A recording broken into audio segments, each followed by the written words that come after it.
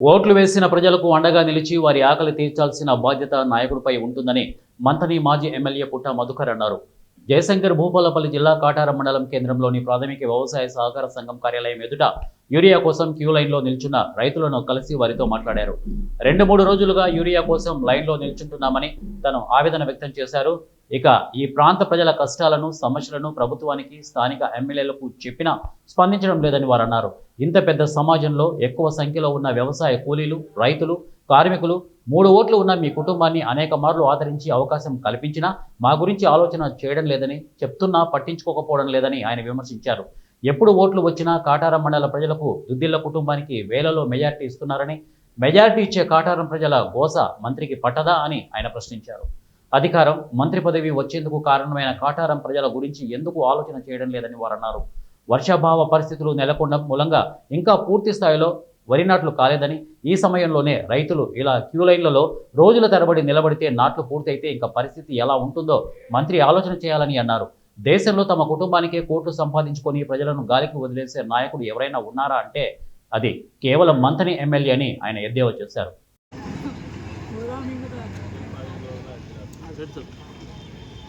Kataram PSCS దగ్గర మనం ఇక్కడ నిలబడి ఉన్నాం. ఇక్కడ యూరియా బస్తాల కోసం రైతులు లైన్లలో నిలబడ్డారు. వెళ్తూ వెళ్తూ ఆగడం జరిగింది. ఏం పరిస్థితి ఉందని చూస్తే ఆడవాళ్ళు 3 రోజుల నుంచి తిరుగుతూ ఉన్నామని వారు చెప్తా ఉన్నారు. మగవాళ్ళు కూడా 2 రోజుల నుంచి వస్తూ ఉన్నామని వాళ్ళు చెప్తా ఉన్నారు. నిజంగా మేము ప్రతిరోజు ఈ ప్రభుత్వాన్ని, స్థానిక ఎమ్మెల్యేను వేడుకుంటా ఉన్నాం, డిమాండ్ కూడా చేస్తూ ఉన్నాం.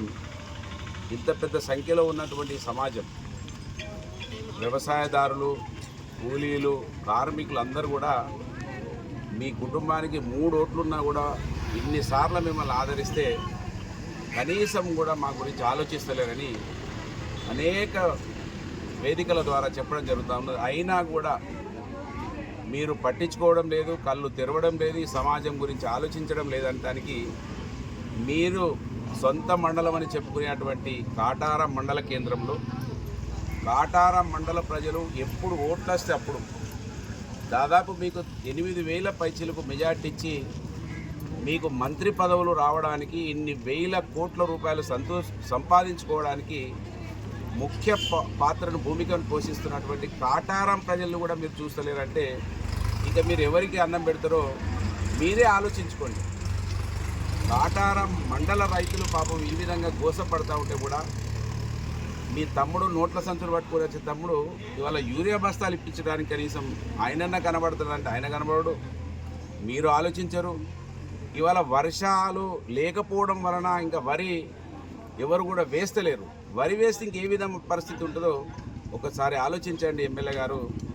కాటారం ప్రజల భిక్షనే మీకు, మీ పదవి ముఖ్యంగా సింహభాగం కాటారం మండల ప్రజలు ఓట్లు వస్తే మాత్రం మీకు 7,000, 8,000, 6,000 మెజార్టీ ఇస్తూ ఉన్నారు.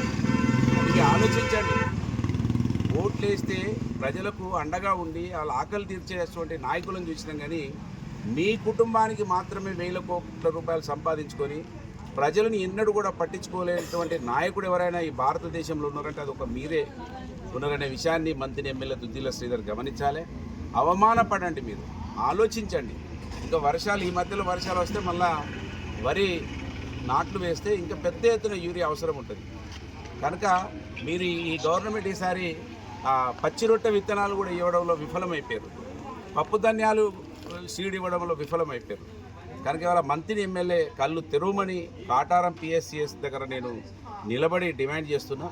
ఇప్పటికైనా కళ్ళు తెరిచి ఒకవేళ వరి సాగు అయితే పెద్ద ఎత్తున అవసరం ఉంటుందనే విషయాన్ని గమనించాలే మంత్రి ఎమ్మెల్యే దుద్దిళ్ల శ్రీధర్ అని ఇక్కడి నుంచి డిమాండ్ చేస్తూ ఉన్నాను.